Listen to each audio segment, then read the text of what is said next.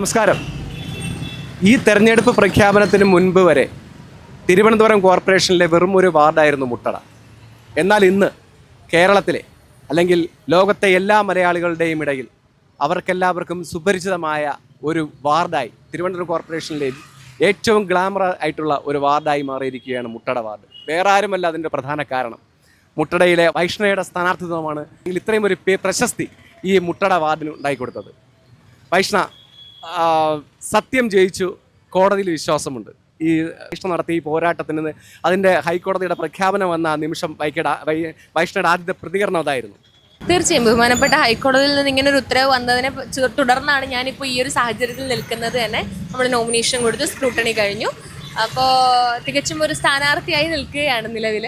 അപ്പോൾ ഇനി നമുക്ക് മത്സരിക്കുക എന്നുള്ളത് ഡിസംബർ 13 വരെ ആ ഒരു സ്ഥാനാർത്ഥിയായി ഓടുക എന്നുള്ളൊരു കർത്തവ്യമാണ് പാർട്ടി നമ്മളെ ഏൽപ്പിച്ചിരിക്കുന്നത്. അപ്പോൾ വളരെ സന്തോഷമുണ്ട് ഈ ഒരു സാഹചര്യത്തിൽ ഇവിടെ നിൽക്കാൻ പറ്റുന്നതിൽ വളരെ സന്തോഷമുണ്ട്. ഇതിൻ്റെ അന്ന് ശിവകുമാർ ഉണ്ടായിരുന്നു, അദ്ദേഹം തലയെ കൈവച്ച് അനുഗ്രഹിക്കുന്ന ഒരു കാഴ്ച ഉണ്ടായിരുന്നു. അപ്പോൾ ഒരുപാട് പേരുടെ അനുഗ്രഹങ്ങൾ കിട്ടിയിട്ടുണ്ട്. അപ്പോൾ ഈ KSUയിലൂടെയാണല്ലോ രാഷ്ട്രീയത്തിലോട്ട് ഇറങ്ങുന്നത്.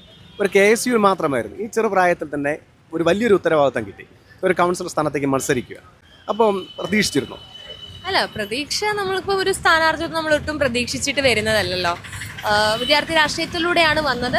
വിമൻസ് കോളേജിലെ യൂണിറ്റ് ഭാരവാഹിയിൽ നിന്നായിരുന്നു തുടക്കം. ഇപ്പോൾ നിലവിൽ KSU തിരുവനന്തപുരം ജില്ലാ വൈസ് പ്രസിഡന്റാണ്. ഒരു വിദ്യാർത്ഥി രാഷ്ട്രീയം, ഇവരെല്ലാവരും വിദ്യാർത്ഥി രാഷ്ട്രീയത്തിലൂടെ വന്ന ആൾക്കാർ തന്നെയാണ്. ഞാൻ മാത്രമല്ല, KSU സംസ്ഥാന ജനറൽ സെക്രട്ടറിയാണ്.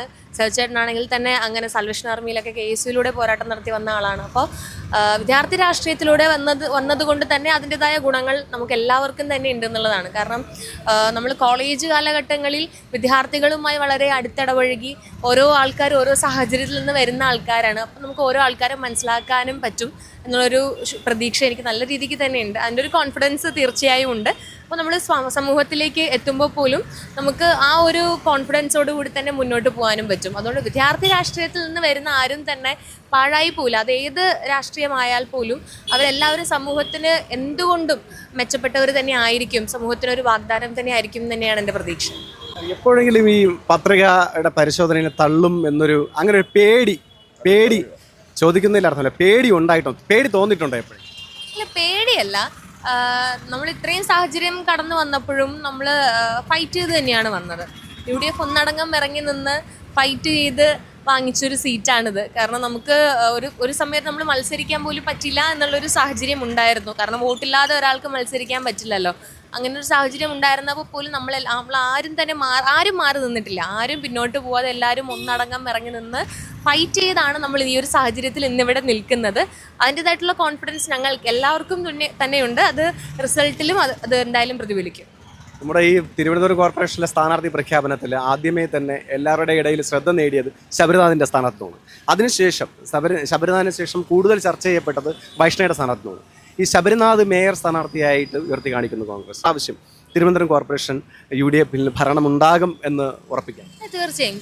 കാരണം ശ്രീ KS ശബരിനാഥ് ഉൾപ്പെടെ വരുന്ന ഒരു സ്ഥാനാർത്ഥി പട്ടികയിൽ ഇടം നേടുക എന്ന് പറയുന്നത് ഈ വെറും 24 വയസ്സുകാരിയായ എനിക്ക് വളരെ വലിയ ഭാഗ്യമാണ്.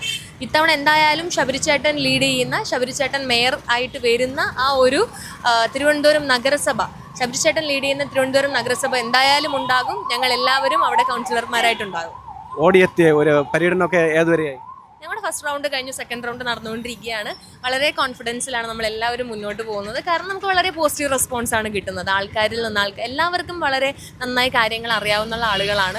എല്ലാവർക്കും വളരെ വ്യക്തമായി തന്നെ ഇവിടുത്തെ പ്രശ്നങ്ങൾ അറിയാം. അതുകൊണ്ട് തന്നെ നല്ല രീതിക്ക് തന്നെയാണ് മുന്നോട്ട് പോകുന്നത്. ഒരു സ്ഥാനാർത്ഥിക്ക് കിട്ടേണ്ടതിൻ്റെ മാക്സിമം ഒരു പേര് നമുക്ക് ഈ ഒരു ഇതിലൂടെ കൂടെ മാധ്യമങ്ങളുടെ ഇടയിൽ നിന്ന് കിട്ടിയിട്ടുണ്ട്. ഇപ്പോൾ സോഷ്യൽ മീഡിയയിലൊക്കെ ഇപ്പോൾ താരമാണ്.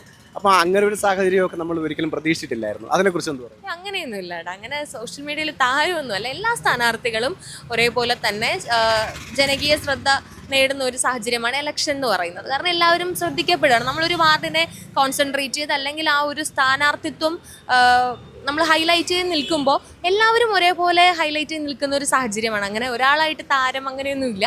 എല്ലാവരും ഇപ്പോൾ മുട്ടട വാർഡിനെ സംബന്ധിച്ചിടത്തോളം എല്ലാ സ്ഥാനാർത്ഥികളും ഒരേപോലെ തന്നെ വളരെ സ്ട്രോങ് കാൻഡിഡേറ്റ്സ് ആണ്. ആരും മോശക്കാരൊന്നുമില്ല. അപ്പോൾ അതിൻ്റെതായിട്ടുള്ളൊരു ഫൈറ്റ് എന്തായാലും ഇവിടെ ഉണ്ടാവും. ടൈറ്റാണ്. തീർച്ചയായും അത് ഇലക്ഷൻ ആകുമ്പോൾ എന്തായാലും ഫൈറ്റ് ഉണ്ടാവുമല്ലോ. ഒരു ടൈറ്റ് ആയിട്ടുള്ളൊരു ഇലക്ഷൻ വരണമല്ലോ, എങ്കിലല്ലേ അതൊരു ഇലക്ഷൻ ഒരു ജനാധിപത്യമായിട്ടുള്ള ഒരു വിധി തേടുമ്പോൾ അതെന്തായാലും കുറച്ച് ടൈറ്റ് ആവണമല്ലോ. ജനപ്രീതി കൊണ്ടും വിവാദങ്ങളുടെ ഇടയിലും ഒട്ടനവധി മാധ്യമ ശ്രദ്ധ നേടിയ മുട്ടടയിലെ സ്ഥാനാർത്ഥിയായിട്ടുള്ള വൈഷ്ണവ് സുരേഷാണ് നമ്മോടൊപ്പം ഈ തെരഞ്ഞെടുപ്പ് വിശേഷങ്ങൾ പങ്കുവച്ചത്. എല്ലാവിധ വിജയാശംസകളും നേരുന്നു. നന്ദി, നമസ്കാരം.